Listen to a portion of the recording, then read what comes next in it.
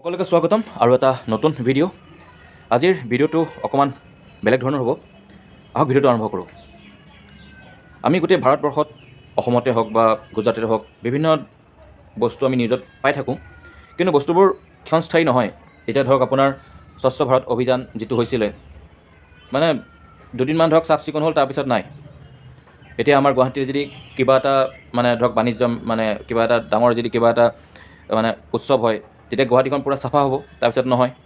ঠিক তেনেকৈ মানে কি অকেজনেলি আমাৰ বস্তুবোৰ হয়, মানে ইটোৰ পিছত সিটো আহি থাকে। আমাৰ ভাৰততে হওক, মানে ভাৰতবৰ্ষতে হওক বা আমাৰ অসমতে হওক বা গুৱাহাটীতে হওক বা গোটেই অসমখনতে হওক, য'তেই নহওক কিছুমান আইন এনেকুৱাকৈ বলবৎ কৰিব লাগে যে সেই আইনখিনি যাতে লাইফ টাইম থাকি যায়।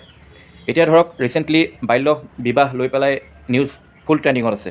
আপুনি মোবাইলটো খুলিলেই, আপুনি টিভিটো খুলিলেই বাল্য বিবাহৰ ওপৰত মানে যে কিবা এটা কঠোৰ ব্যৱস্থা লোৱা হ'ব, মানুহক জেললৈ পঠোৱা হ'ব, এইখিনিৰ ওপৰত চলিছে। কিন্তু মানে যি দেখি আহিছোঁ সেই হিচাপত চাব গ'লে এই ট্ৰেণ্ডটো খুব বেছি এমাহ, তাৰপিছত নাইকিয়া হৈ যাব।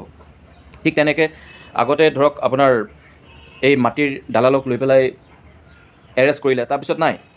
মানে আমাৰ আইনবোৰ কঠোৰ হ'ব লাগে। আৰু আমাৰ যেনেকৈ বাহিৰৰ দেশত ধৰক আপোনাৰ মালয়েছিয়াই হওক বা ডুবাই হওক, যিবিলাক উন্নত মানৰ বাহিৰৰ দেশবোৰ, সেই দেশবোৰত আইনবোৰ বহুত কঠোৰ।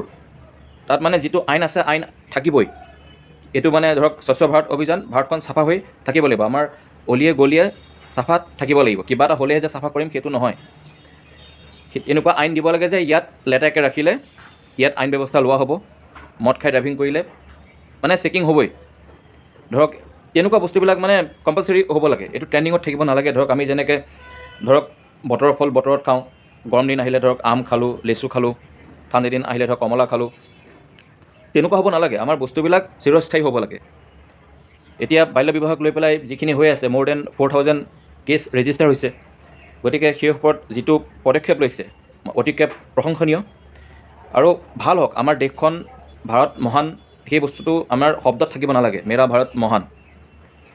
ভাৰতখন মহান কৰিবলৈ আমি আমাৰ থিংকিংবোৰ মহান কৰিব লাগিব। আমাৰ যিবিলাক বস্তু সেইবিলাক মহান কৰিব লাগিব। আমাৰ আইনবিলাক ষ্ট্ৰিক্ট কৰিব লাগিব যে ভাৰতত কিছুমান আইন কিন্তু বহুত ঠিক ঠাক দেই। যেতিয়া আপুনি ডুবাইত ধৰক গৈ পেলাই যদি ক'ৰবাত আপুনি কিবা এটা খাই পেলাই অ'টত পিকাব নোৱাৰে, আপুনি জানে যে তাত পিকালে আপোনাৰ ফাইন আহিব।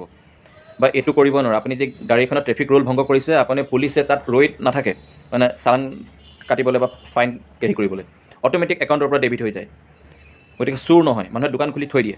গতিকে কিছুমান আইন আমাৰ মানে এই আহিছে গৈছে, তেনেকুৱা হ'ব নালাগে। চৰকাৰে আইনসমূহ এনেকুৱাকৈ বলবৎ কৰক যাতে মানে ভাৰতখন এখন আদৰ্শ দেশ হিচাপে বাহিৰত যাতে মানে পৰিচয় পাওক যে ভাৰতত কিছুমান বস্তু বহুত ষ্ট্ৰিক্ট, ভাৰতখন বহুত চাফা, ভাৰতত এয়াই আইন বহুত ষ্ট্ৰিক্ট। কোনোবাই সৰু ছোৱালী বিয়া পাতিব নোৱাৰিব, তাৰ ওপৰত কঠোৰ আইন দিব লাগে যে এইটো কৰিলে এইটো হ'ব, এইটো কৰিলে এইটো হ'ব।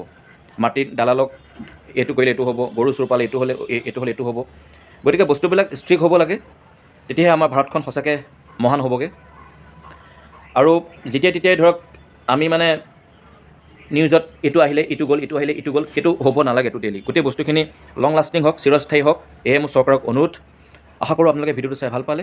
যদি ভাল পাইছে তেন্তে লাইক শ্বেয়াৰ কমেণ্ট কৰিব। আৰু যদি আপুনি এতিয়ালৈকে চেনেলটো ছাবস্ক্ৰাইব কৰা নাই তেন্তে এতিয়াই ছাবস্ক্ৰাইব কৰক আৰু প্ৰেছ দ্য বেল আইকন।